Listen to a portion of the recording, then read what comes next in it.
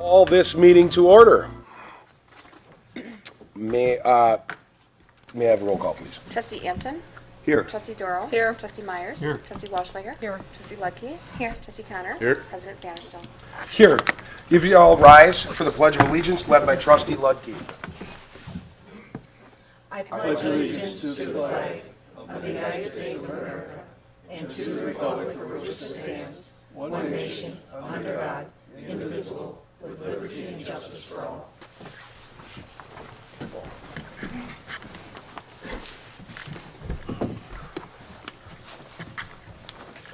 Okay, at this time, we'll have public comments for items that are not on the agenda. If anybody from the public has items that they want to address, that are items that are not on the agenda. Seeing as we have none, we will move to our first item on the agenda, which is a presentation on concept of construction and management of columbarium from Tribute Companies, Inc. Thank you for having me. I'm Christy Tosin-Henches. I'm with the Tribute Companies, which is right up the road on Cottonwood Avenue. And we own 4 cemeteries in the state. We also developed cemeteries throughout the country and have an architectural firm within our facility. And then we also have a manufacturing facility for precast concrete manufacturing products focused on the cemetery world. So we wanted to talk a little bit about expanding the cemetery here, and I've got to get to my slideshow, sorry. And we've been asked to participate in this expansion for actually very many years. So for about 10 years, our company has been contacted by the Village of Hartland to help with additional inventory for in-ground burials or just traditional burials. And we've given a lot of different conceptual designs and ideas for the village to continue to expand and have additional inventory for the future there.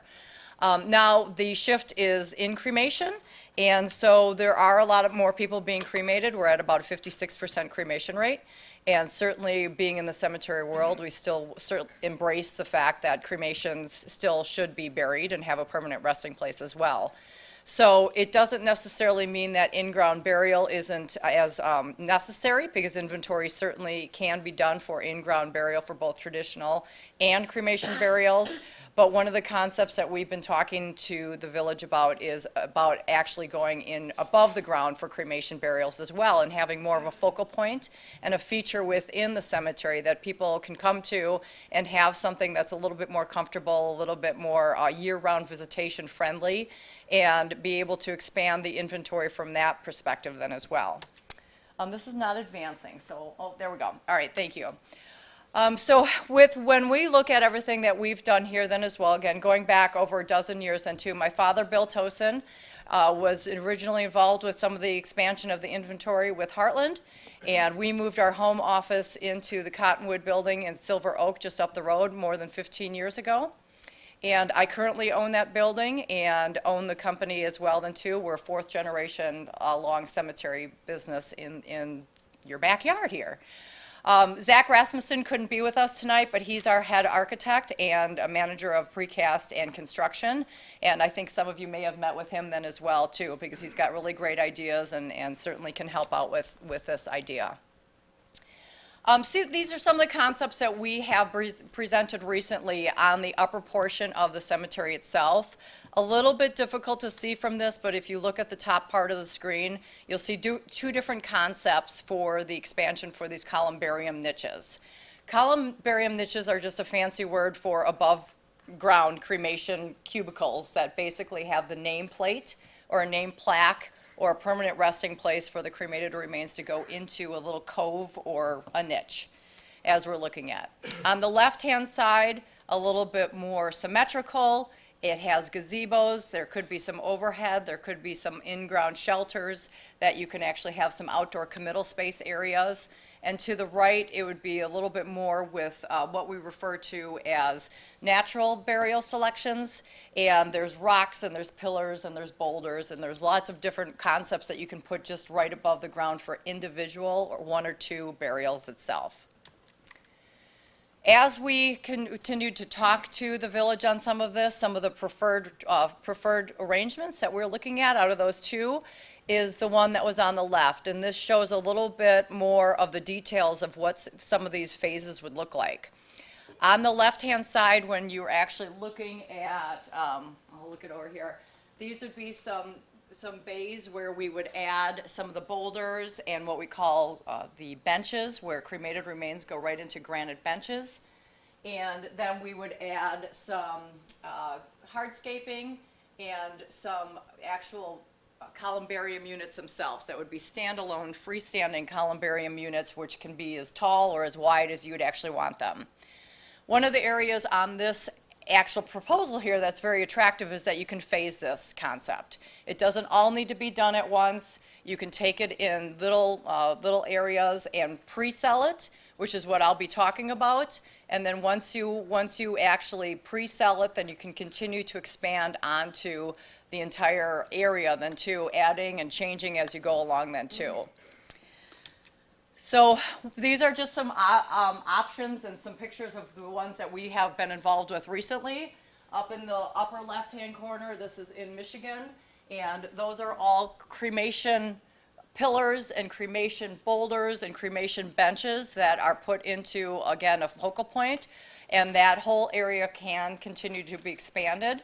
So this is just phase one of what they decided to do, and they pre-sold this concept. So when we actually installed this section, they had about 20% of their inventory was pre-sold, and then we installed the section for them. Looking at this upper right-hand area then too, that is St. Jerome's Catholic Cemetery. That is actually a concept that we're looking at. We put it together as a rendering. They also pre-sold the idea of these columbarium niches, and they sold out very quickly within a short amount of time, and they were going to phase their project, but they actually did a lot larger of a phase than they were actually expecting to do at the beginning because they pre-sold it very well. Our company did help them with those sales techniques. We were able to show them a presentation and how to actually get people to buy into these concepts, how to finance these niches, and they sold again within about a 6-month period of time from introduction to when they broke ground and installed these. So these are right in Oconomowoc. They're absolutely beautiful. They did a really nice job of expanding to them, and they did not expect their sales to be as popular as they were, but the inventory sold quickly. This is the second option, just as, again, another area to look at then as well. This relies more heavily on landscaping, so we would do a lot more with landscaping and incorporate some additional maintenance items within those. The landscaping is very beautiful, and we do try to keep it as low-maintenance landscaping, so there's not a lot of work going into it then as well. And obviously, year-round maintenance is going to be something that's important because you will plan to do year-round burials and interments, as well as people will visit year-round then too. So we have some concrete hardscape in the conceptual designs, and then also some areas where people can sit and reflect year-round. So when we were actually looking at preparing for cemetery expansion, we have actually worked through some of these steps already then too. So step one is to look at the section development. And our company's been working with the village for several years now on which would be the best location. So we've gotten through step one. Step two is determine that location for development. It's been definitely persuaded to us, as well as with the village, that the upper part of the cemetery is preferable to the lower part of the cemetery, even though there is some room for expansion down below as well. But the upper part seems to be more frequently visited, so you'll have a little bit more exposure for people coming and going in the cemetery there. Step three would be timing. You want to put some sort of a timeline together in which you want to have this started as well as developed.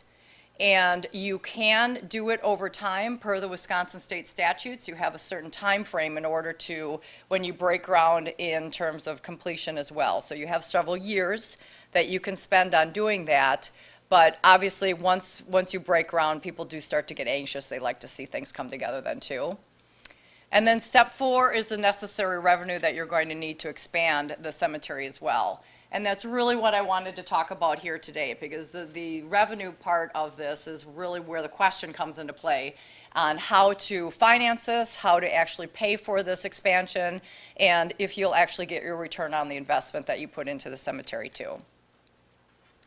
So there's several solutions to the expansion and to be able to achieve this project that we're looking at, depending on which way you're going at. Again, it can be phased, so you can start small, you can start large, depends on really which route you want to take then too. But if you start too small, it's not very cost effective because you'll be spending a lot more money on developing the land and the construction, and per niche space that you'd be selling, it's not as cost effective. If you sell it too big, it doesn't look good years down the road when you don't have names on it and the inventory is not sold either. So it is important that you're sizing this the right way, and we have lots of different studies that we can do, and what we've proposed so far is phased in so that we can adjust as we need it as well then too.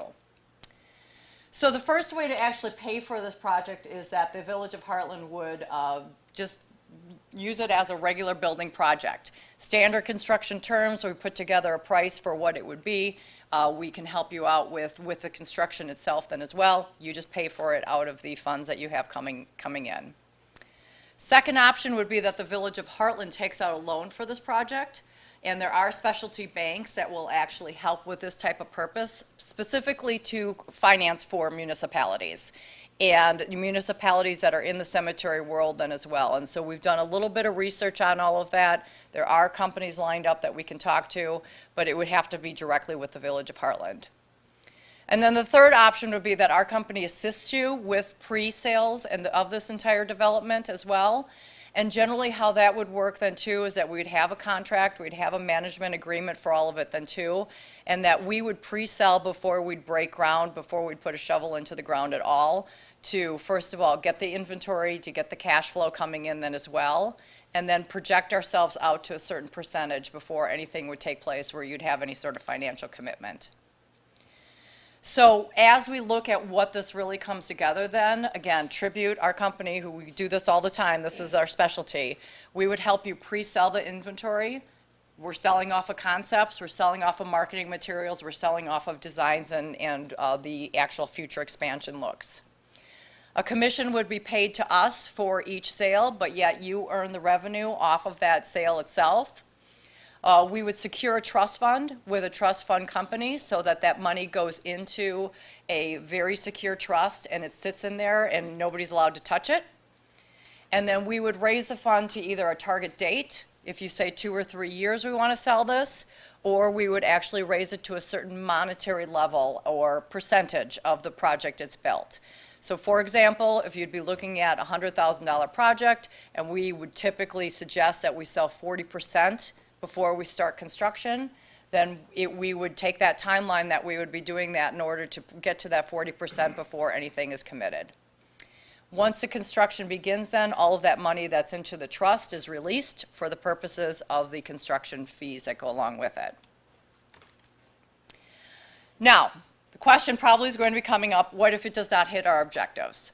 And again, it's something that it really depends on the buy-in. It really depends on everybody's word of mouth to be able to get this out and the marketing that goes behind it.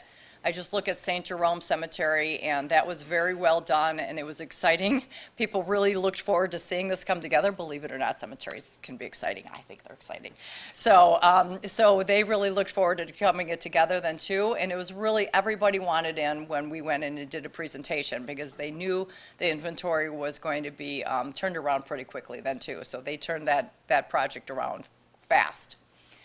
But basically, you can choose to back out of the construction and all the monies would be returned to the families. We certainly can do that. It's part of our contract. It would be very clear to those families that they would get their money back, and that investment then would be back to them then too. Generally, you'd put a little rate of inflation that goes along with it just so that they're also getting their money back that would have earned a little bit of money in the bank. Tribute, however, would retain the commissions off of those sales that we would made because just for the time and the effort that we would be putting into that, the time that goes into that. Or at that point in time, depending on how much money you've raised, You scale the project back, and you just look at what you've raised at that point in time and come up with a different type of design concept, and just have a partial payment of what you'd be originally looking at, even if it's a smaller project that you didn't anticipate doing. You go back to all the families that pre-bought into it, you get them to sign off on it. Some of them may want their money back, but in our experience, they typically don't. They typically want to know that in their mind, they've got these arrangements taken care of, they know where they're going to be permanently buried, and they just want to know where they're going to go. So just real quickly on all of this, and too, one of the areas that we also do talk about is that there are also lots of mistakes that are made over the years when people talk about cremation burials. And we see this throughout the country. These are more just some local ones that we've seen. But a lot of times people think, okay, above ground cremation burial, really simple. Everybody wants to be buried in one. These products can come from China. They can be very plain. They can be very simple. But a lot of times they're plopped into a space of land without any sort of planning ahead of it then too. And those are very, very difficult to sell, and they're very difficult to expand onto. This is an example of a columbarium, a round columbarium that's thrown in the back of a cemetery right next to a fence. None of them were selling for many years. I've been involved with multiple projects like this where we've picked up that building and given it back to the person that supplied it, just because it's a horrible concept and the whole master planning that goes behind it never went and it never took off. Location is also very important. If it's stuck at the end of a road that's leading to a dead end, or a very high traffic area where it's difficult to get into with a car, you really want to make sure that you're paying attention to where these columbariums are going and that you've got an overall vision for the entire site. So basically, as I want to conclude with all of this, and I will leave time for questions as well, but we certainly would love to be able to partner with the Village of Hartland. We are neighbors. We believe in this. We believe in people pre-planning their cemetery arrangements. It's very important. To be able to have that future growth and expansion in the cemetery is also very important, and that visualization is key for everybody to believe that it's going to continue to grow and be a vital part of the community. You need to have some sort of a vision, but just know that it can adjust as we go. And this just really shows the community and the members that you are committed to continuing to take care of their cemetery, both for the people that are already buried in the cemetery, as well as the future generations that continue to grow with the community. So I do welcome any questions at this time. So regarding the, when you're talking about the partnership and the sales and stuff like that, if Hartland decides they don't need the partnership and the sales, they feel like it's going to take off and just fine, but Tribute can also take care of just the help in planning for aesthetics. Like, let's say they decided to go with the one that you have at St. Jerome, they can have your assistance in the planning, the aesthetics, the layout, and then obviously you getting the professionals that do that type of work to get it put in place, and then that work is done, and then it's the villages to sell. That's an option, correct? Correct, yes, yes. So we can do it a couple different ways. We can just design it, the whole concept of it as well, or we can design and build it also. So there's lots of different options with that. Any other questions? All right, well, thank you very much. All right, thank you. Appreciate it. I appreciate your time. Thanks, Chris.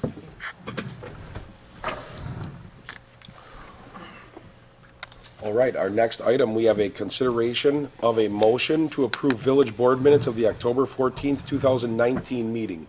Also move. Second. It's been moved and seconded. All in favor? Aye. All opposed? Abstain. That motion is carried. The next item we have is a consideration of a motion to approve our vouchers for payments. I'll move to approve the vouchers in the amount of $485,779.25. A second. It's been moved and seconded to pay the vouchers in the amount of $485,779.25. All in favor? Aye. All opposed? That motion is carried. Next, we have a consideration of licenses and permits. I want to get to that list. First, we have bartenders, operators licenses that expire June 30th, 2020. This is for Sarah Johnson, Claire Lambrecht, Ricardo Zarzana, Cody O'Brien, and Brian Jambritz Jr. Make the motion, we approve the 5 bartender license as read. Second. It's been moved and seconded to approve the licenses. All in favor? Aye. All opposed? That motion is carried.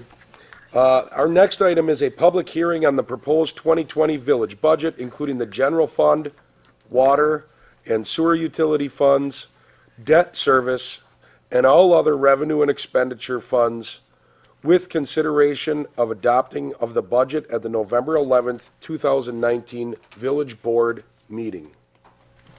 At this time, I will open that public hearing.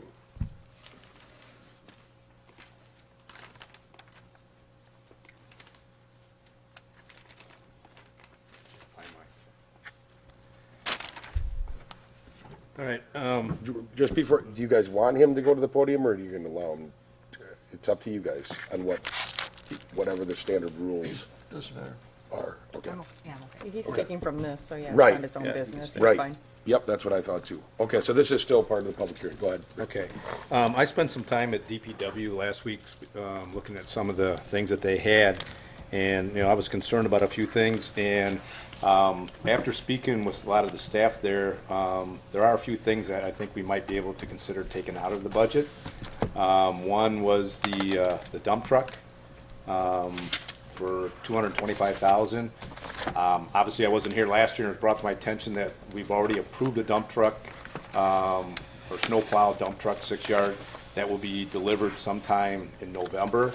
And there was some concern, since it's a different brand of a truck, different apparatus used, different plows, it's not interchangeable with the current trucks we have, that we should think about how well it works with one truck before we get a second one. If they don't like the first one, we're kind of stuck with a second one if we commit to it this year. So, talking to them, they felt that the equipment was in good shape.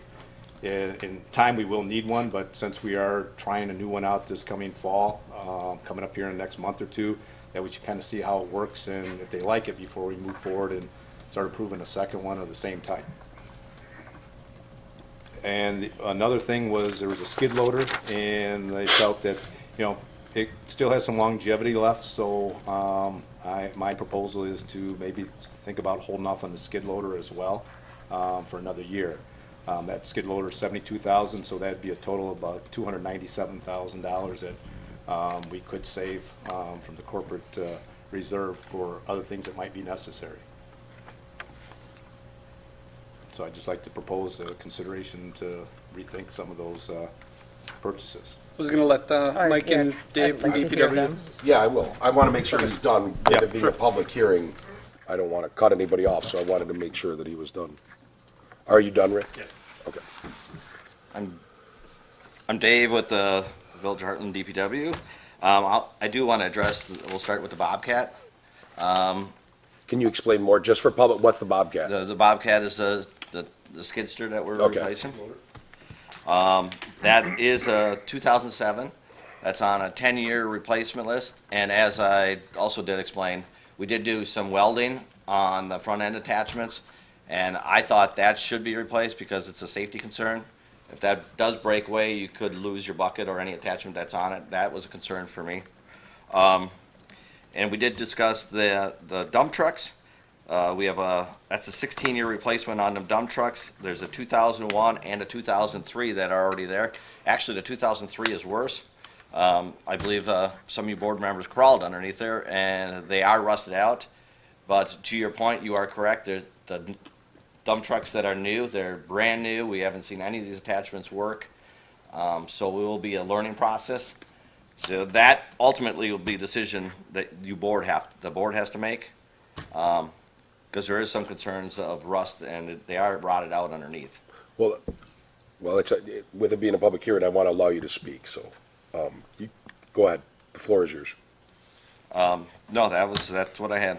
The only concern I have is, if we push this truck off, we're pushing 4 more because we have 5 in the next 5 years. So all of those are going to gain another year of age and wear and tear. Okay. Can you clarify one thing? You said something about attachments, and then there was truck. You said the village Okay, board has so to- the attachments are for the skidster. Right. So on the front of the skid steer, we have a quick connect that you can just push a button, it'll release the attachment that's on that machine. And then what it does, it locks in, there's pockets on the bottom. And then pockets were welded on because they were broke or cracked. And for safety reasons, we had to weld them on. But I'm just saying that I don't know if you want to push it off, we have to think about the safety aspect of it as well. Because you're using that to lift stuff over the edge of a dump truck. So if that ever lets loose, that's why we had it in the budget. We understand that that should have been in the budget 2 years ago, and we pushed it back, because 2 years ago, we thought it was fine.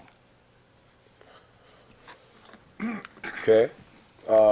One thing that the board can't decide, with the experts in the field, I mean, we do need to know whether you're saying we absolutely need this, or we kind of need this, or we want this. There's a big difference between those two, so I'm just saying, you are right, the board has to decide, but we cannot without the people that use it every day. The skid steer we use 12 months out of the year, and there's a lot of wear and tear on it. I think that is a must Okay, for safety reasons. I want Okay. you to be aware, I did talk to them today. Some of the downsides, if a dump truck goes down, a new dump truck takes 12 months to get. It's not like we can just call Ewald and say, let's get a new dump truck. It takes 12 months. The skid steer, if we lose one, as you said, we'll be renting. We can rent one. I mean, that's the downside, is just that now we're gonna, if you rent it for a week at, how much, $1,000 a week? 600 to 1,000. So $1,000 a week, that's coming out of the operational budget, so now we're eating into other, those are the risks that we have. no, I You're get, right, both of I'm those. just trying to clarify all the, because there's a big difference between, I mean, if we absolutely need something or we don't, so I just want to Yeah, clarify. and I just all wanted those to tell things. you the pros and cons. I mean, they can go with every machine till it breaks, but then again, Right. there are alternative costs. Right. It's just like everyone with a personal vehicle. Right. And to Rick's point, the dump truck, the plow truck, we never even received our new one yet, so we don't know how it operates or any of the functions of it. But to Ryan's point, it's a year out. So Right. if it does rust out or When does the new blows one or- come in? Does the new one come in this year? Yes. Yeah, we Yeah. have only a couple months on it, They're- right? They're putting Yeah, the body on right now, the dump box, the plow, the wing. Okay, We ordered it last November, yep, Correct. and we're getting it No. this November. okay. It was my understanding with the dump trucks too, though, we need the truck for the extra snow removal for the properties up north, is that true? The truck we're getting That's now. the new The one. truck we're getting now is a 7-yard box, and that's for the northeast section of town. The 6-yard, we could never do the route. We'd always have to come back for another load of salt. And with the 7-yard, we can now successfully do that route. So that's the one we're getting now. That's the one where, yep, you are correct. When did you weld the skid steer? Last year. Last year. And how old was that skid steer? The skid steer is 2007. To add to that, I've had, being in the construction business, concrete business, all the years that I was, we used to get rid of our skid steers every 2 years because it gets to a point where the maintenance on them outweighs buying a new one. Plus the depreciation on the skid steer after a certain amount of time, wear and tear and hours. And that skid steer we've got has got a lot of hours on Over it. 2,000. If the skid steer that I had ever hit 600-700 hours, it was beat to death. And it was replaced, and that was normally within 2 years. I ran one 3 years, but the maintenance cost on them gets to be extensive. The internal workings of the skid loaders, they're synchronized inside with chains and gears in order to steer properly. And those get thrown out of whack, and if you do bust a chain or a gear, then it's thousands of dollars. And with that many hours on it, you're looking at possibly even doing that. I mean, and you don't know when it's gonna go. Welding. Welding the tabs on, they're, it's hard to explain, but they're actually on the end of the arms for the rams, that the rams control. So to fix them properly, you have to get a whole new arm. And that's about $5,000 to And- get the plate. Right, so I'm all for getting a skid steer. The new ones do hold their value a little bit better too. And we should get a pretty good price for the one we've got. I mean, it looks nice. It's not beat like mine were. But, So, and with the dump truck, I was underneath the dump trucks when I went there. They look beautiful from the outside, but when you get underneath and really look in the dump truck, they are rotted, the old ones. I'm surprised that we've had them as long as we do.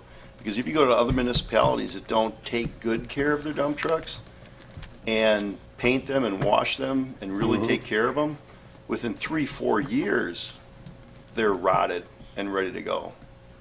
So we do an exceptional job of taking care of it, but the rust, the salt, the moisture, water gets up in places where you would never dream if you got a plow on the truck. I mean, it's pushing stuff where it should never go, and there's no way to stop it. But like I said, we do a good job of maintaining them, but the older dump trucks they're iffy at best. Jeff, I'm going to hold you up for a second. Yeah. I need to recess for a minute, so I'll be right back. You guys can talk some, but I am requesting from the board a recess for just a minute. You can talk some. It's not, you're not prohibited from talking. If we could roll a dump truck over within 2-3 months, like we used to be able to, because if I ordered a dump truck back 15 years ago, I could get it in 3 months. But what happened was the manufacturers, it's not even the manufacturers, it's the supply houses that actually do the work. A lot of them went out of business. So now you're down to, I believe, just one, right? For the dump Yeah, boxes? for the you dump have two. boxes. You have- Three or Well, you have Schmidt and you have the one in Madison. Isn't One part road of it truck. also the painting of it, so that it gets the original orange paint, and that's only done once a year? That's gotten better, Okay. Yeah, but the problem this year was we would like a certain type of transmission, Okay. and that transmission engine combination just wasn't available. I had a question real quick, because you said that Skidster, the 2007, that was originally on a 10-year replacement plan, That's and then correct. we pushed it, Correct. so we're pushing it to 2 years. Okay, Yes, 3 years. it's already Yep. 12, correct. Yep, okay, thank you. Just wanted to confirm that. You bet. The other thing to consider is that Okay, we'll come out of we recess. don't count the trade-in when we price the vehicle out, because we don't know what we're gonna Right. get. So there is some cost offset. I don't remember what we got for the last truck. I don't know. 25? I don't either, but like the loader, for example, the dealer was gonna offer us $40,000 for the loader. We used a Wisconsin surplus, we got 62,000 on it. Contractors bid on that Wisconsin surplus site. It's better to sell it outright. Yeah, correct, yeah, because they're gonna make money on it, right? When our trucks are desirable because they're pre-Tier 4 emissions. right. Yeah, they're dirty motors. They're dirty motors, Right. but contractors prefer them. Not borrowing. That's what, so we can. Okay. Anything else? I don't have anything else. Okay, Okay. I don't thank have you. anything. Does anyone else on the board have anything else? So because we had it on the agenda as a public hearing, what we can do is, there are other items that are coming up that are for borrowing. This was not necessarily for borrowing. This was gonna be coming out of the corporate reserve, correct? This was gonna be coming out of the corporate reserve, so that can be adjusted, up until the time that the entire budget is approved. It can be adjusted November 11th.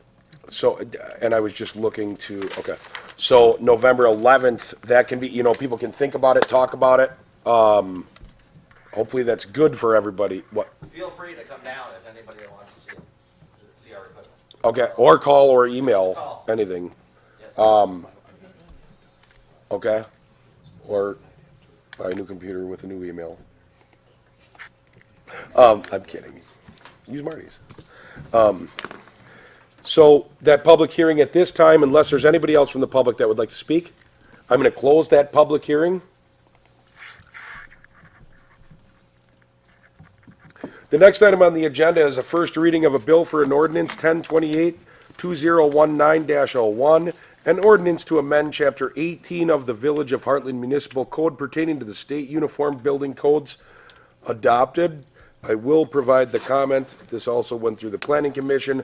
All this is doing is simply getting a uniform code that everything that affects the state affects Hartland, and it's not like when you read sometimes, check with your local municipality, because they might have a different code. We don't want to have a different code. We want to have the same code. So it's just first reading it. Yep. So the next item we have is a first reading of a bill for an ordinance 1028-2019-02, an ordinance to amend Chapter 18 of the Village of Hartland Municipal Code pertaining to state uniform electrical and plumbing codes adopted. I just want to add the comment that this is for the exact same reason. Next, we have items related to the sale of general obligation corporate purpose bonds. For the public's clarity, I know there was just a couple of moments ago a public hearing. The items that we were talking about previously in the public hearing come out of our corporate reserve fund. That is different than what we borrow for our general obligation bonds for different items. So I will start. There are quite a few of them, and I suggest we take them one by one. Dawn is here with Ellers. If Oh, you'd like okay. her to. Yeah, the absolutely. packets for- Please. Before we start going, she can kind of. Absolutely, please do. Sorry about that. That's it. Hey, good evening. Is this on? He can get it. We can't hear it, but Okay, they can. okay, good.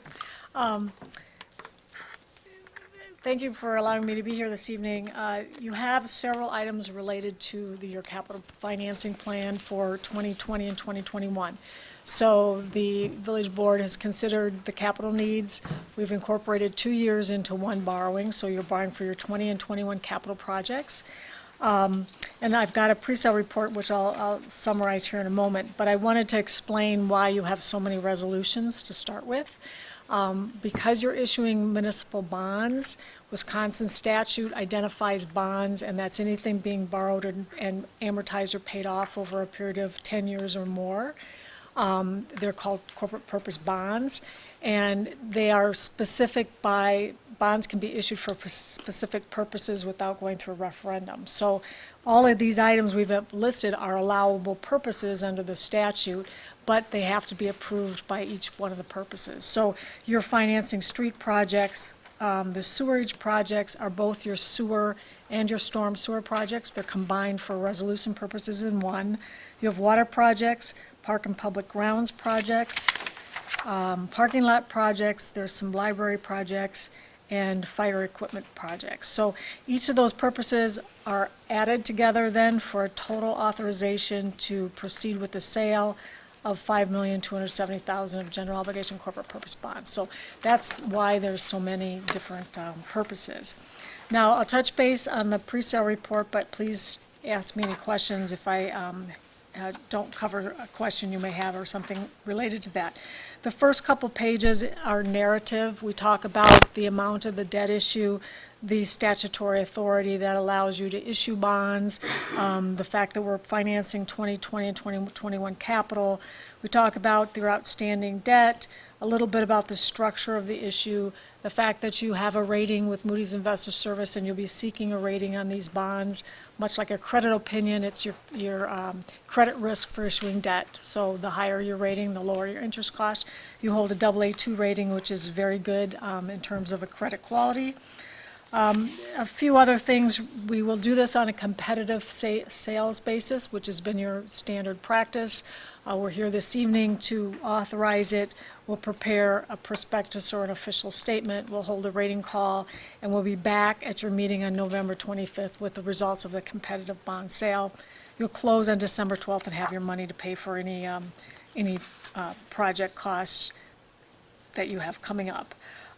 We do review all your existing debt while we do this. We've done that. There's nothing outstanding that would warrant a refunding to include in this.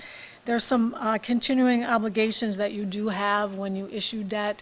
These relate more to what Ryan needs to follow up with in the future in terms of continuing reporting and arbitrage monitoring. You do plan to abate some of this debt with water and sewer revenue, but because they're general obligation, you're pledging your tax authority to tax for it, although you will not be taxing for all of it because your water and sewer are anticipated to pay for portions of their costs related to this. So again, we'll have it rated. Quarles and Brady is your bond attorney, and they'll prepare all the documents, and Bond Services will serve as paying agent. So that kind of summarizes the beginning. On page 6, We've recapped the total of your projects here. You've got a long list, but we've summarized it in each of these categories, primarily relating to the purposes we've talked about. There's about just under $5,150,000+ worth of projects. There's issuance expenses. Some of these are estimated at this time, so when we come to the final sale, they'll be adjusted downward. The underwriter discount is a bid item, much like the interest rates, so that one will probably be the one where we see the greatest amount of difference between now and the day of sale. We also provide you with, again, it's your 20 and 21 projects identified there. On the large pullout page on page 7, we forecast, we have all your existing debt outstanding. We forecast growth in your tax base in order to determine a tax rate. We offset that by your existing debt by any utility revenues. And then in the middle section is the structure for this issue. Each year has its own interest rate when you issue bonds. The investor's holding those investments for those periods of time, and each one of them holds its own interest rates. Offsetting the sewer and water revenue to the net effect of this issue combined with your outstanding debt to show your anticipated levy needs with this issue going forward for the next 20 years. These are estimates at this time. They'll be finalized when we hold the competitive sale on that meeting in November. We've broken it out on page 8. You'll be paying for this with levy dollars, water and sewer. The fire truck we broke out separately because we're amortizing that over a little different amortization period, but that will also be levy supported. So these are important things for Ryan in terms of accounting for the debt service payments. And on page 9, we've identified all your outstanding principal. Actually, with the issuance of this debt, your outstanding debt will continue to drop even after issuing this. You'll be lower than what you are in the previous year, and it does allow capacity.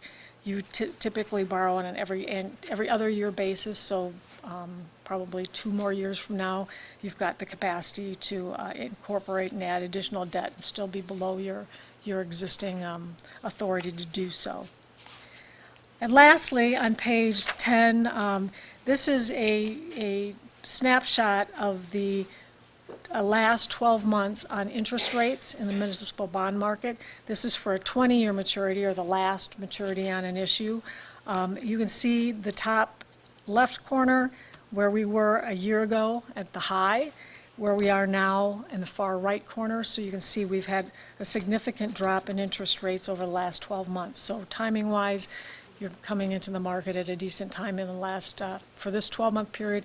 If we stretch that out for 5 years, you'll see it's still at a way bottom. So timing-wise, it's good in terms of the cost of capital. Well, I attribute that to Ryan because he was planning. The reason we did the fire truck loan into this borrowing as well is you can see on, was it page 6, page 8?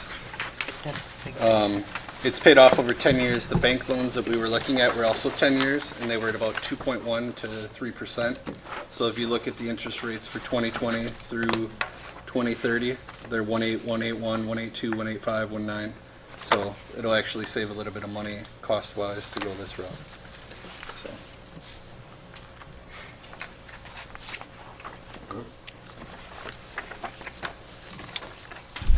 With this borrowing, I've talked to Dawn, I think they're gonna end up possibly adjusting some of the principal payments so they smooth out.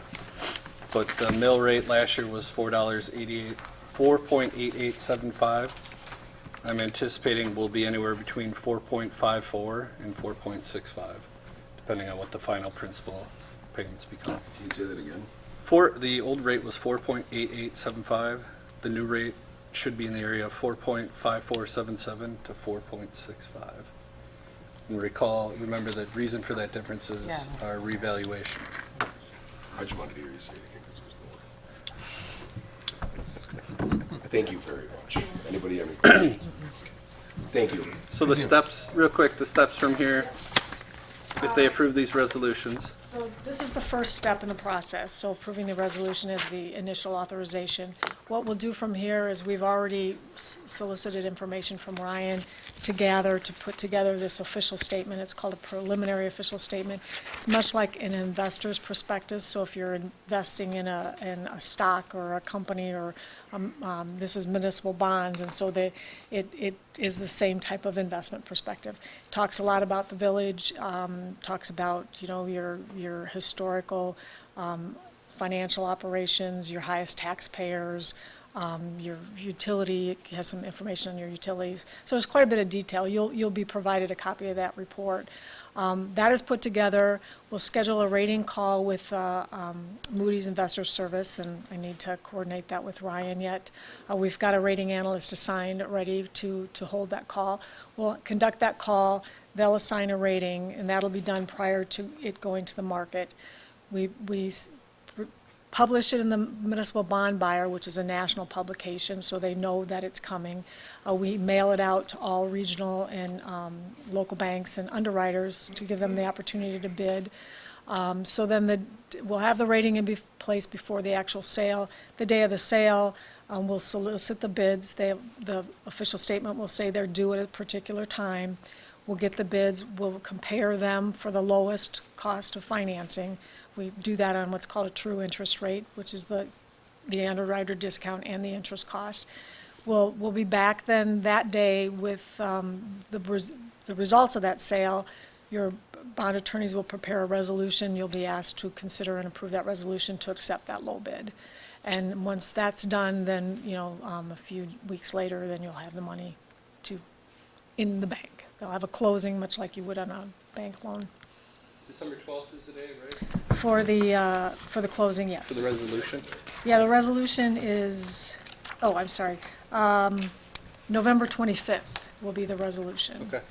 And then December 12th will be the closing. Okay. Thank you very much. You're welcome. Thank you. So currently, just to go off of that, running off of the math, we're somewhere in between our tax, or that mill rate going down somewhere between 7 to 4.5%, so. Let's go through them. So we have items related to the sale of general obligation corporate purpose bonds. First one being initial resolution authorizing general obligation bonds in an amount not to exceed $1,845,000 for street improvement projects. Also move. Second. It has been moved and seconded. We do not have to have a roll call on this, correct? No.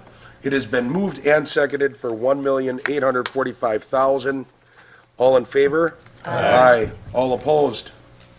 That motion is carried. The next, we have an initial resolution authorizing general obligation bonds in an amount not to exceed $1,610,000 for sewage projects. I so move. Second. It's been moved and seconded. All in favor? Aye. Aye. All opposed?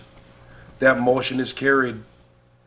The next item we have is an initial resolution authorizing general obligation bonds in an amount not to exceed $610,000 for water projects.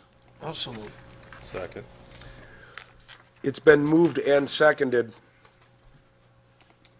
All in favor? Aye. All opposed? That motion is carried.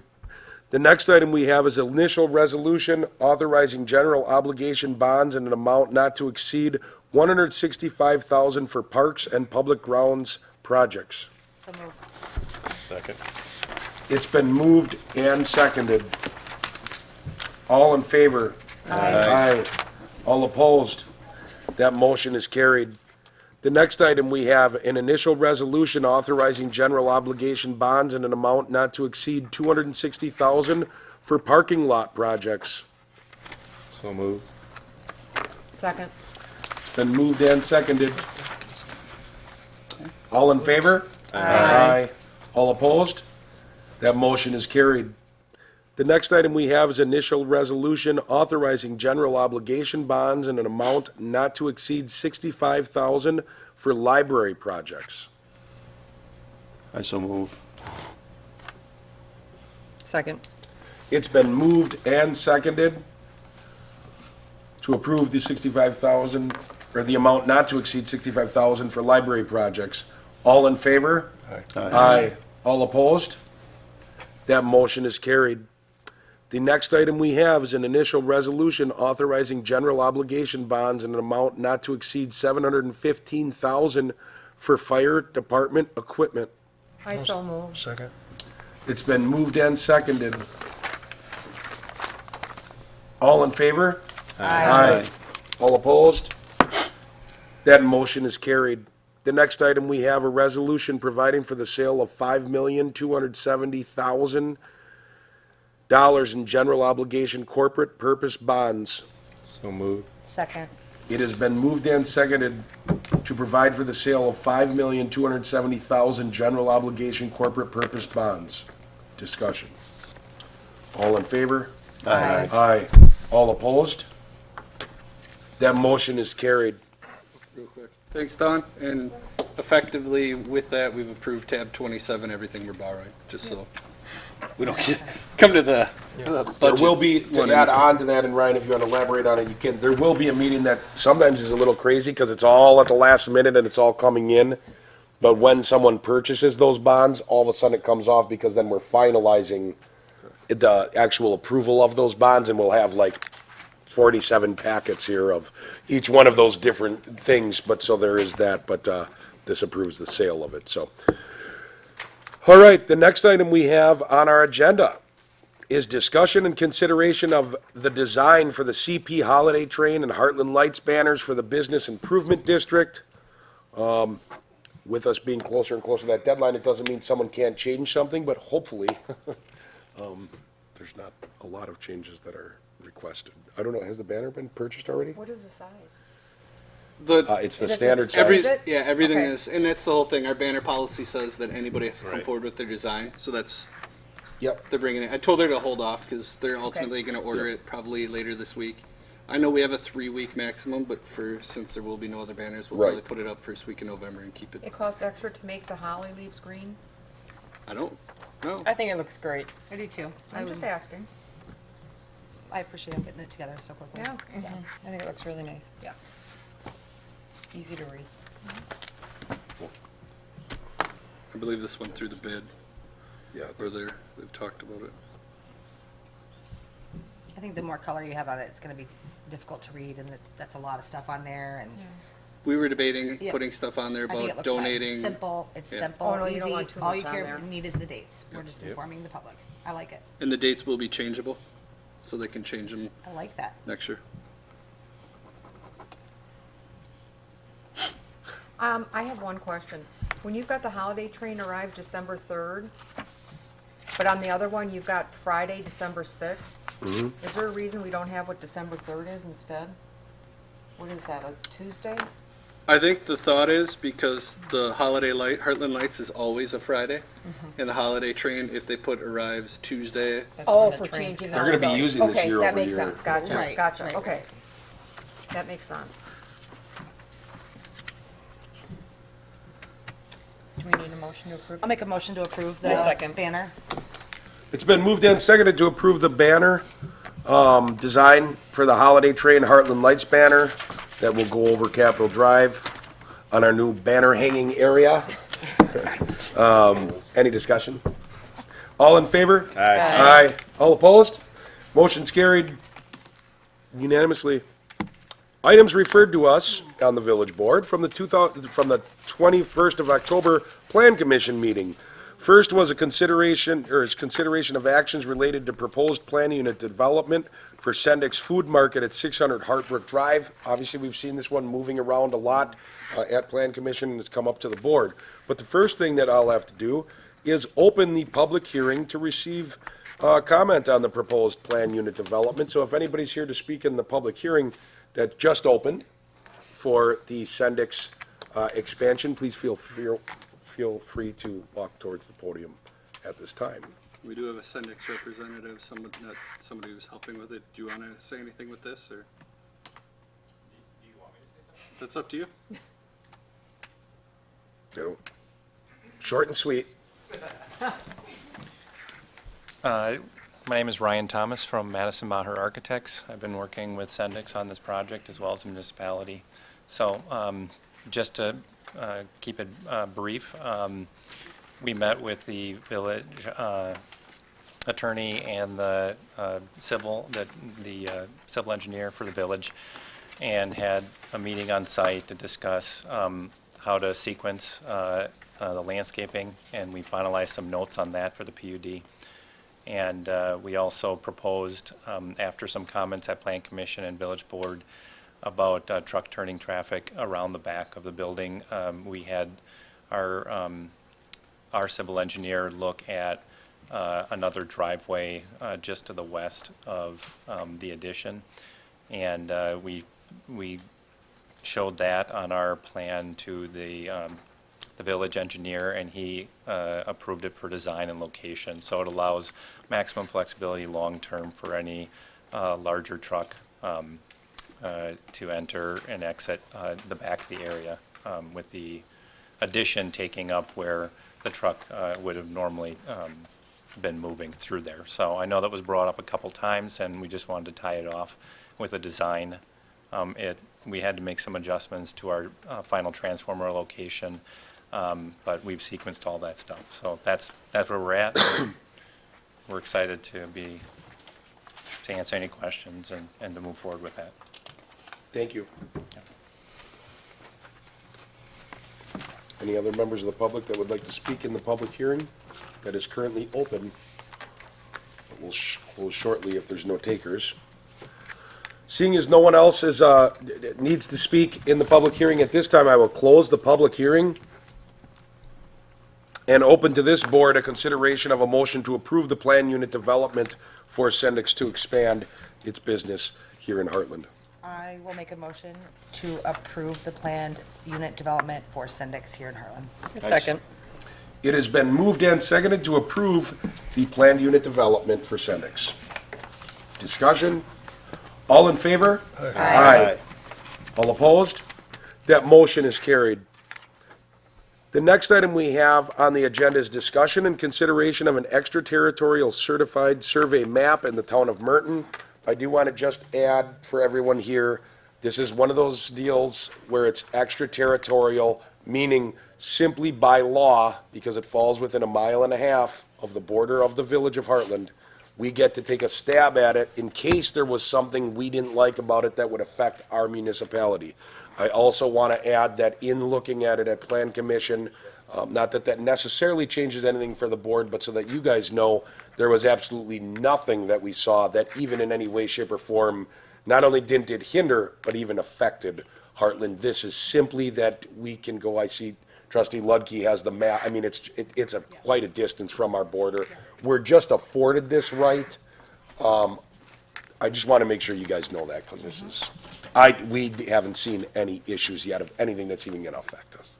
So. I'd like to speak to that, it's my property. Oh, absolutely. I missed the plan commission. Absolutely.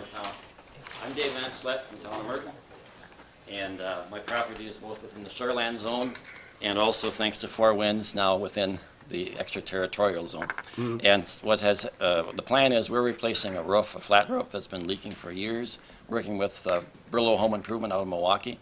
And the very first thing the county said to him when he was doing some preliminaries was they were unhappy with the parcel division that went right through the existing structure. So the county told me I had to get that resurveyed and do a new CSM. And that's what this is here. Town of Merton hasn't yet reviewed it. The county is okay with it pending some comments to the town. So, but then there will be follow-up permits coming in that'll also be coming for your extraterritorial review. So I thought I'd lay some of the groundwork for that as well. Sure. Thank you. Okay. Thank you. Thanks for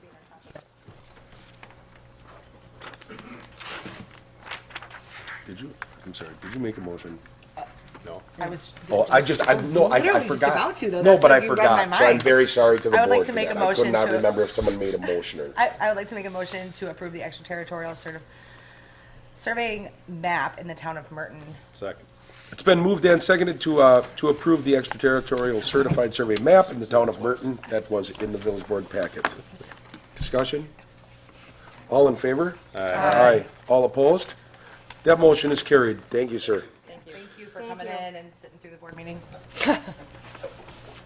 Our next item on the agenda is discussion and consideration of a motion to approve the 2019 sanitary sewer lining proposal from Visasewer.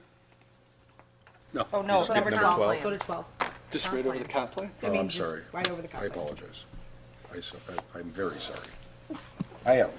I don't know how I missed it. I put a line next to it and we weren't done with it, so I missed 12. My apologies. The next item on the agenda is discussion and consideration of the comprehensive plan and comprehensive outdoor recreation plan. It's my understanding this has been through every board that it affects, including the Plan Commission, which recently sent it forward after a couple delays and tables, and here it is at the village board. He's just pulling up the report. He's got a PDF as well. Now it's cold. It's comfortable.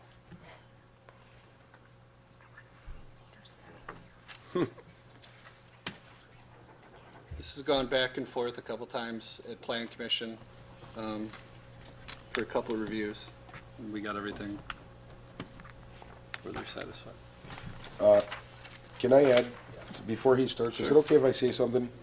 And this one threw me for a loop, and maybe it's not smart of me to openly admit this.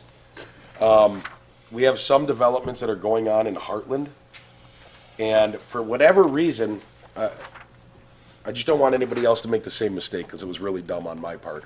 I was thinking that when we approve the comprehensive plan, that would change the zoning for the areas that we may have changed. All this changes, a comprehensive plan is what we are thinking is the best use of the land in the future and what we want it to be. So when we approve this comp plan, it does not change any zoning. I was simply saying that because I made that mistake while we were going through everything. I thought it was a good idea to get those properties in line, but it's such a process. So anyways, I just wanted to say that beforehand so everybody knew this is an idea. It is exactly what it is. It's a plan, but it doesn't actually change any current zoning. That still has to go through the normal processes for that kind of thing. So, sir. Thank you very much. Paul Chullavold with SRF Consulting Group out of Madison. I want to give a quick presentation tonight, kind of going through what we've been up to the last 17 months and working with the village and the residents on updating the comprehensive plan and the comprehensive outdoor recreation plan. What is a comprehensive plan? I just got a couple quick slides here, but just to go through this, it's really the guiding document for the village board, for the planning commission, for the residents. It's really something that creates it's looked out 10 years in a horizon. It's valid for 20 years. This particular plan we decided when we first started would go out to the year 2045 with anticipation that WDOA, the Wisconsin Department of Administration, would have population projections and household projections to year 2045 by December of this year. Like I said, it's updated every 10 years, so we're right in that zone. Right now, it's been about 9.5 years since your last plan has went through with an amendment. This plan would make it valid into the year 2029. The comprehensive outdoor recreation plan is really focused on parks, recs, and open spaces. It's updated every 5 years. And one of the things as it does is it helps the village remain eligible for WDNR funding, especially the Knowles Nelson Stewardship Program. It helps define some of the implementation strategies and best practices moving forward when it comes to trails, parks, and open space development.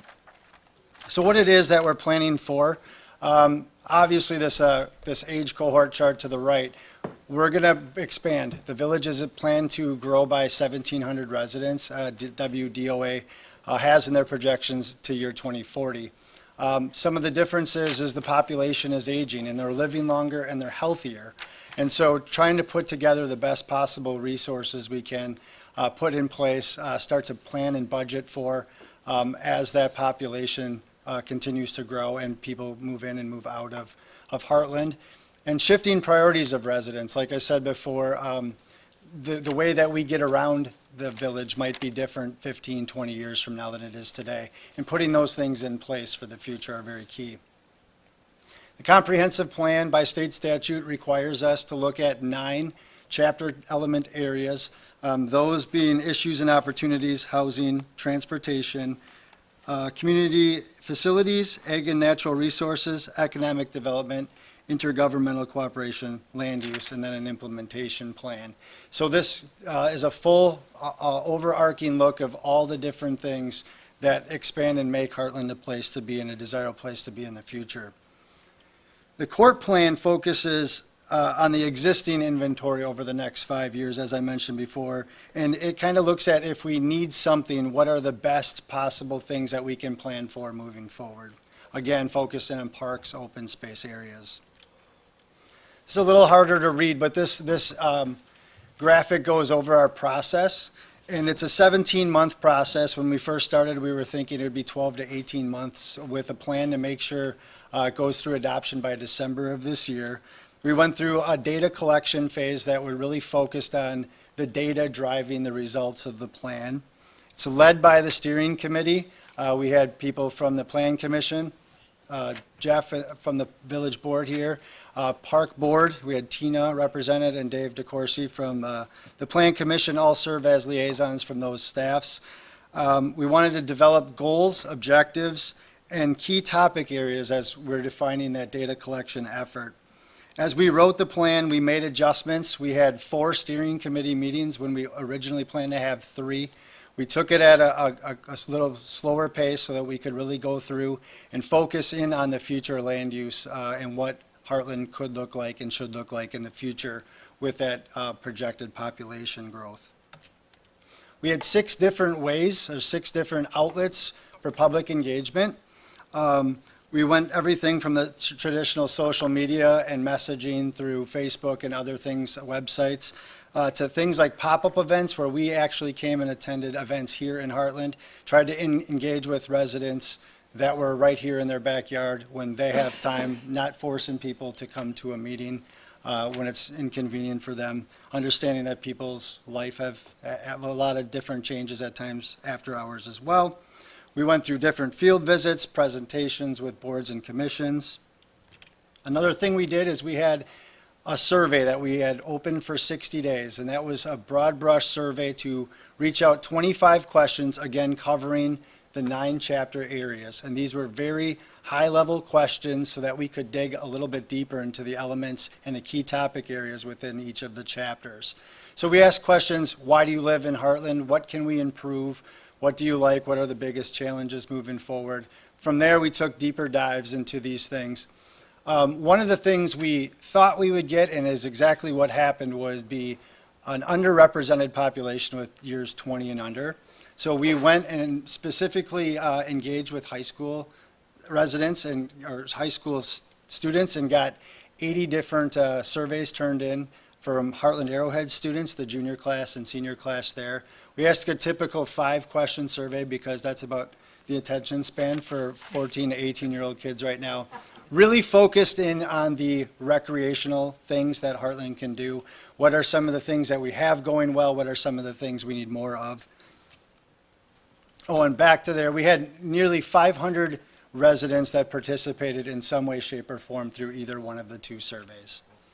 We, like I mentioned before, we came to the Hartland Hometown Celebration, set up a booth at Sendik's grocery store, and we attended the Hartland Arrowhead High School on 2 specific days, had some staff at each of these locations to really hit home on some of the issues that are within each of the populations. One of the things, like we said, took a full steering committee meeting to go through goals and objectives, to refresh those. This is just an example one, but we really wanted to have the plan be driven by the data, and so we wrote goals and objectives that were specific to each of the transportation elements, provided goals and then specific scenarios and objectives to achieve those. One of the things the Corp goes through is the existing parks inventory. So again, this is just going step by step through each of these parks, putting each one of these in little silos, if you will, everything from regional and county parks up through mini parks, inventory of trails, and getting a good number so that we could say it's X amount of mileage of trail versus how many residents you have there.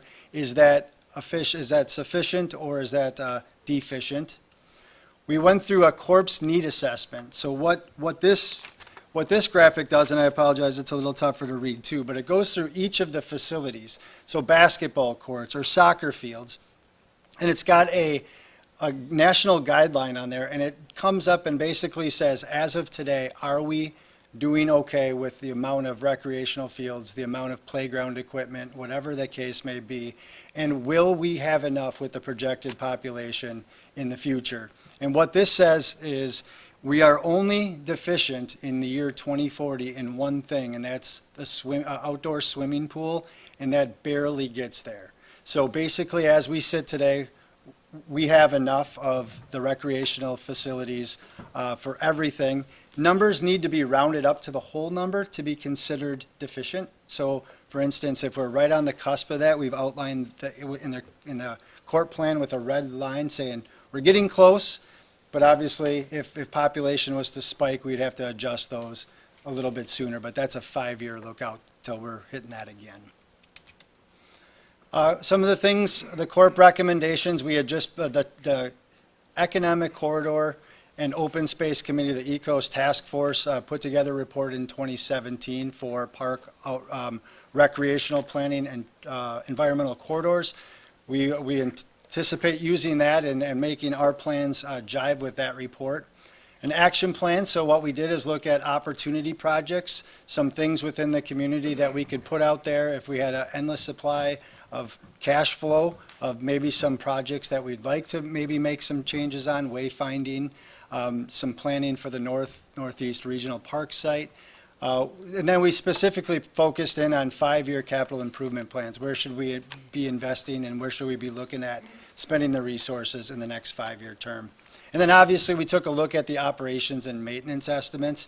What does it cost to maintain a baseball field or a soccer field or a playground so that the staff and the people on this board can help determine that piece of it as well?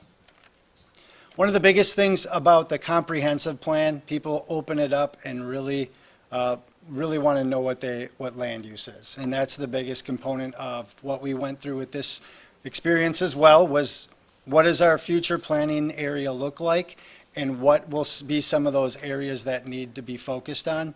We looked at existing land use, and that's simply how is land use today. And we had a specific number of land use categories that we went from. Everything that supports jobs, commercial and business parks and industrial, public and institutional, your schools, your churches, and then different types of housing. Housing, we have a lot of large homes in Hartland right now, and so will that be the way of the future, or do we need to look at looking at higher densities as we move forward, as the next generation comes in and starts to look at a little smaller lot sizes and experiences? Will that be sufficient in the future? We looked at areas throughout the community for new growth, infill, where are some areas that are going well that we just need to infill to increase the tax base, and then redevelop all together. And so redevelopment could be something like the quarry area. Is there something, a different type of use that would be better and best used in the quarry area? And from there, as we expanded our planning area to the north, and that gives us the extra jurisdictional area to the north in the town of Merton, we looked at areas matching the residential growth in the north and making sure that we have enough and the correct type of residential densities to meet that population in the future. So with that, what we did was created two final products, the comprehensive plan, which actually used to be a 400-plus page document that was put together by SewerPAC, and we've condensed it down into a usable, readable document that's going to be able to be put online and downloaded. Maps very easily and very friendly for the reader. 122 pages. So hopefully, if you guys use this document for your decision makings in the future, you can find things and it's a little bit more user friendly. And the same with the court plan. Again, having that same look and feel, meshing all of our original plans that were created in the last 2 or 3 years, and bringing those goals, objectives together into unison here on these plans. So with that, just here to answer any questions if you have any. I was a little disappointed. I went to one of your meetings, and I felt we were filling out a questionnaire for the state. We didn't really pinpoint things like we're getting older, there's more trails. Yep. More biking, more walking. There's a river here that never got touched. There's, opportunities there. There is no more room for parks. There is no more room for development. But yet we're filling out these forms to match something that Madison says that we have to be a good community in Wisconsin. And it doesn't really match the people that live here and how we are going. And I just looked at it, it was like, you did a lot of work, you did a lot of things and pretty maps, but I don't think it really reflects where the future of our village is going. There's so many things that we have, we got paramedics now, so we've got that aspect. We got a local, our police, we're not using the county. We got parks, we got a board that's coming up with additional things and using the schools, facilities, because there is nothing. And I don't know, I sat through the meeting, had questions, and then I've read that report a few times, but it just doesn't, yes, it fills out all the answers and all the questions for Madison, because this is the way they want us to be, but I don't think it really pinpoints who we are and where we're going. So that's just a personal opinion. I can't fight you, but no, but I just don't think it really hit what we, where I think I'm going, but then again, for those few years, it doesn't really matter. Mike. I had two questions. Sure. Or one question and then one thing. In the comp plan. Yep. Do you have a copy of that? I do. Okay, page 109, under Economic Development Implementation Recommendations. I brought this to the attention last time when we reviewed it. If you go to page 109 at the top, number 1, can you tell me what A is supposed to say? There's nothing there for A. It's supposed to move up.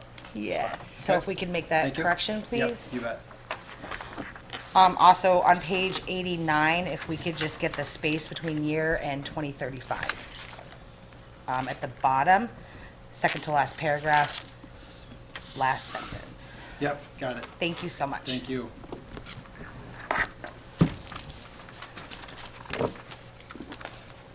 Anybody else?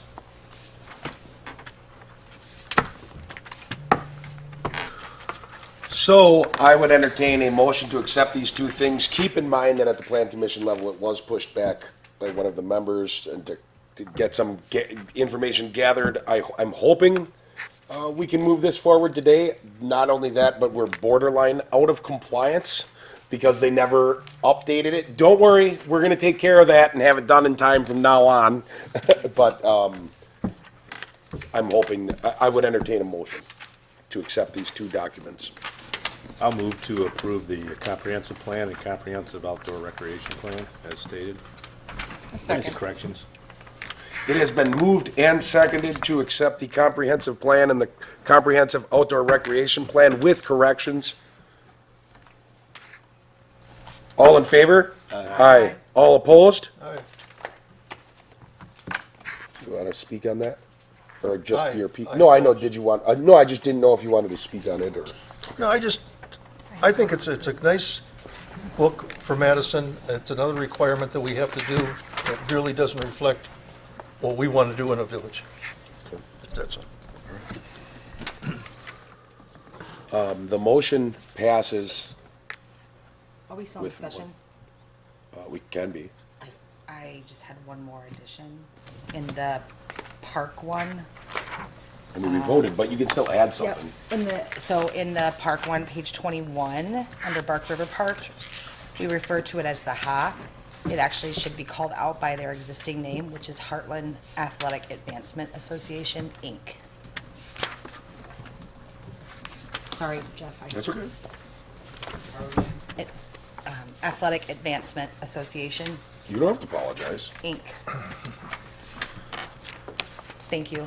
Sorry about that. You can shoot us the updates and we'll put them on the website and go from there. Sounds good. Thanks, Paul. Thank you, guys. Thank you, Paul. Thank you. Okay. just to make things clear, that vote was taken, it passed, 6-1. Those corrections will be made. And we're gonna move on to discussion and consideration of a motion to approve the 2019 sanitary sewer lining proposal from Visu Sewer. I'm back. So I got proposals from 3 different companies for sewer lining. We have $60,000 a year budgeted every year for sewer lining. For some reason, it was not completed last year, so unfortunately it increased this year. So I sent it out for proposals, and the lowest one was Visu Sewer at $28.50 a foot. The next company, National Power and Rotting, was $40 a linear foot. So I am recommending us going with, and the third company doesn't do lining, all they do is the grouting aspect of it. So I'm recommending going with Visu Sewer at $28.50 a foot. With the grouting at $3,000, the total estimate will be $59,097.50. Dilhart's used them for years, and So it's they're the only, Yeah. they're the only people that, Company we've used. that are consistent, that have been around, and they're our neighbor, Pewaukee. So I'll make a motion, we approve. I second. It's been moved and seconded to move forward with Visu Sewer. Does anyone have anything to add? I think everybody's on the same page on this one. Plus, we have to do it, it was forgotten last. Yeah, I just want to say thank you for really sticking it out with the 3 bids. Yep. Yeah, Thanks, Dave. Thank you. All right, thank you. All in favor? Aye. All opposed? That motion's carried. Where's your manager? The next item on the agenda is discussion and consideration of a motion to approve the village administrator employment agreement. 3 updates for the board. In discussions with PAA and throughout the negotiating process, we started at 115,000. There was some parameters for wiggle room. We ended at 120,000. We started with 90 days of, what's the word I'm looking for? Severance pay if we were to just terminate, just for no reason at all, where a person didn't do anything wrong, so it wasn't, an at-fault situation. That was bumped to 4 months as opposed to the 3 months. I felt that the board would feel comfortable within those parameters. And the last item that was changed was 2 additional vacation days on top of the 3 weeks or 15 days that we provided, because that 17 days actually gave the amount of credit of the person that we have collectively talked about hiring. It puts them and gives them their proper amount of days for 14 years of service. So with that, I would request that the board approve the contract. We have already talked about it, but with those 3 changes, I would request that the board move, second, and approve that. I'll make a motion to approve the village administrator employment agreement Second. for discussed. It has been moved and seconded. Discussion? All in favor? Aye. All opposed? That motion is carried. I think at this time, this goes right along with this. I think I'm gonna just get a second motion to make it official. So we've taken the contract, and this board, this is gonna seem a little bit odd because we've all talked. It's not on here though, can What? I don't know what you're talking. We can't see it. We can't name the person? you? can't vote. No, That- he's that's just saying what- name him. He's not making. I'm saying officially welcome him in with a vote. That's all. I mean, that's part of it. His name's on the contract.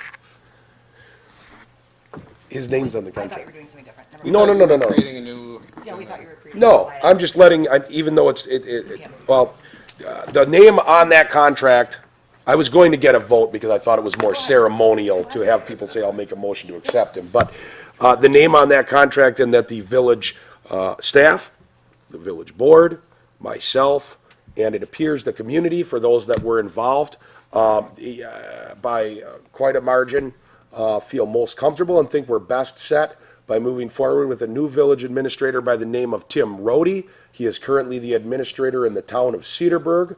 Hartland is excited to have him. I'm excited to have him. I think all of those around me are excited to have him. It was a great coming together. We didn't all necessarily agree, but there was the majority of the people that agreed. And in talking about it, we knew that that was the best thing moving forward for this village. And I think that all of us are proud to have Tim. So if Tim, if you are watching, we can't wait for you to get here. A press release is going to be sent out shortly after this meeting to the outlets.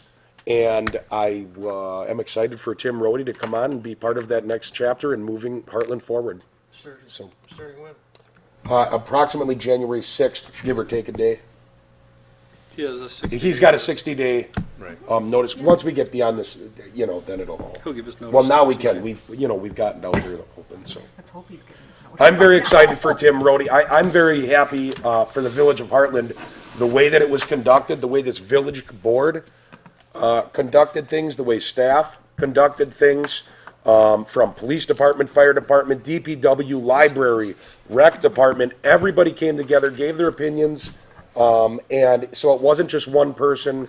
It wasn't iron-fisted. It was everybody choosing what's best for the village, and I think that together, everybody achieves more, and that's what we did. So that's team. Together, everyone achieves more. TEAM. I mean that. All right. So with that, I would entertain a motion. Unless anybody has an announcement. I just wanted to do an announcement that the residential trick or treat is Thursday from 6 to 8. So especially to the residents, please watch your little ones as they're crossing the streets. And also to the pedestrians that are driving, please be careful for the little ones. And then also, huge thank you, because I've seen a lot of nice leaf collection little piles. When they're following, we had a nice little write-up on the website and keep them nice and it's great. So thank you to the residents for that. I did have an announcement. One of the players for the Oilers in Hartland needs a lot of prayers. His name's Craig Henschel. So please pray for him. It isn't good. Please pray and pray hard. He is for his wife and his family also. I don't know what specifics I can get into, but it's just please pray. Any other announcements? I have one. I received an email from a resident, she wanted me to pass it on, so asked me to read it. Just says, as a Heartland resident and someone who uses the Ice Age and other trails, I so appreciate the recent clearing of downed trees and underbrush near Hartbrook and Centennial Parks. The view and flow of the river has definitely been enhanced. The path is also safer and more accessible to everybody. The commitment to maintaining and improving the area benefits our entire community. And she wanted me to pass it on to everybody who was involved, the DPW, everybody from Kiwanis, and volunteers that helped out. So I said I would pass it on at the meeting. So, Awesome. Thank you for the input also to whoever that was that sent the email. So Kim Owens. And mine is for the business trick or treat that happened last week. Great event, huge turnout. Everyone seemed to really have a good time. All the organizations that helped out with crossing and helping those little kiddos get across the street, appreciate it. And it was a great event. it was packed. It was fun. packed. busy. It was fun. It was a beautiful night, so. Anybody want to make a motion? And with that, I'm making a motion to adjourn. Second. It's been moved and seconded and thirded that we adjourn this meeting. All in favor? Aye. This meeting is adjourned. Give it a shot.